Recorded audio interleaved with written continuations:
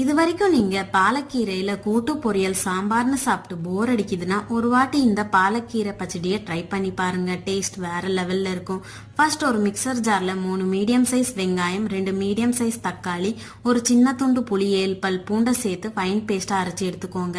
இப்போ ஒரு கடாயில 5 டேபிள் ஸ்பூன் ஆயில் ஆட் பண்ணிட்டு 1 டீஸ்பூன் கடுகு, 2 டீஸ்பூன் உளுந்து சீரகம், 4 காஞ்ச மிளகா, ஒரு கொத்து கருவேப்பிலை, 2 table spoon Kashmiri red chilli powder, 1 table spoon தனியா தூள், 1 டீஸ்பூன் மஞ்சள் தூள், அரைச்சு வச்ச பேஸ்ட், தேவையான அளவு உப்பு சேர்த்து மிக்ஸ் பண்ணி ஒரு 10 நிமிஷம் குக் பண்ணீங்கன்னா ஆயில் எல்லாம் செப்பரேட் ஆகி வரும்.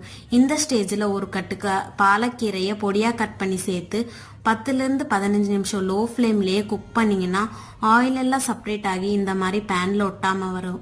அவ்வளோதான், சூப்பர் டேஸ்டியான பாலக்கீரை பச்சடி ரெடி ஆயிடும்.